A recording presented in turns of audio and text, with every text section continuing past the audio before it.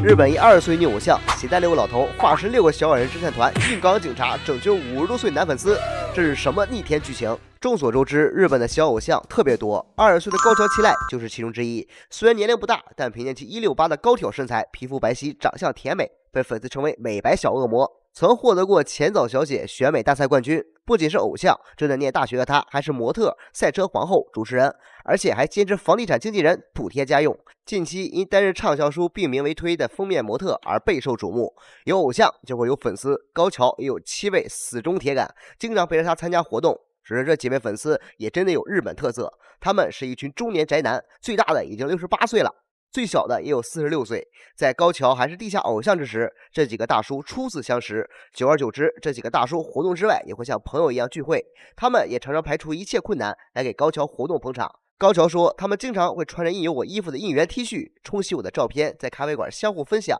高桥开玩笑的给他们起了7个小矮人的团体名，在日本地下偶像行业里，7个小矮人与高桥更像战友，一起共享职业发展的辛酸与热血。只是前几天有个大叔粉丝让高桥颇为担心。这几天高桥要参加一个广播节目，7个小矮人本该悉数到场给高桥捧场，但当天高桥来到约定好的地方，却没有看到 A 桑的身影，打电话发微信也都没联系到他。高桥知道他不是个会爽约的人，而且这个粉丝前一晚在酒吧喝多了，甚至都喝吐了，这让高桥有点担心。我们都知道他有心脏病，而且一个人住，没有家人。高桥和到场的6个人越商量越担心，也许他是醉得回不了家了，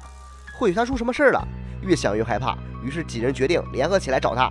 但这几个人只能说是爱好的战友，对于 A 桑的私生活，他们也是知之甚少。于是高桥和6位大叔开始收集各种与 A 先生有关的零散信息，比如 A 叔开的车型、离他家最近的车站等等。大家集思广益，通过 A 在亚马逊许愿清单留下的邮编，硬是在 Google 街景地图上逐步对比，最终锁定神奈川县某市的一栋老旧公寓。照片里的公寓旁边停放着一辆 A 叔同款改装旧车，还真的让他们找到了 A 的住所。然而他们到了这间公寓，却遇到了新的困难。与公寓的房东说明来意后，看着这对自称少女偶像和大龄粉丝的诡异组合，既不是 A 的家人，也不是 A 的同事，房东坚决不肯给他们开门。面对房东的质疑，高桥注意到 A 先生家的通风扇一直开着，说明他肯定回过家。那联系不上，是不是意味着 A 先生已经……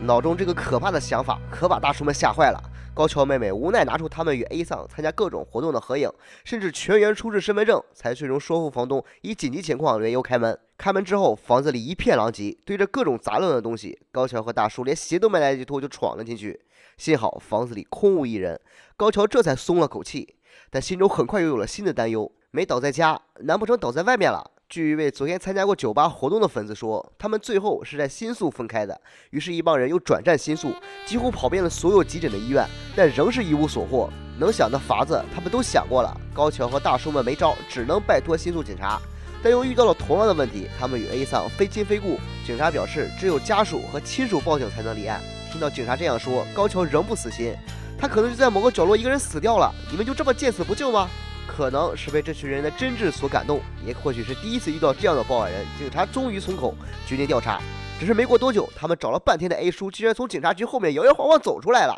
原来是 A 前一天在酒吧喝醉，在新宿站等车的时候被另一个醉汉挑衅，两个人打了起来，还给人打伤了，才最终在警察局扣了一宿。更戏剧性的是 A 桑打架的时候还穿着印有高桥的应援 T 恤，在警察局收监和被拘留的期间，他也一直穿着自己的偶像痛衣。谁知道一出来就看到了高桥他们。高桥他们把今天的事告诉了他，一下子 A 先生眼泪都掉下来了。我想不到还有谁能为我费这么多心思，我都50多了，没遇到这么好心来找我的人，我真的太开心了。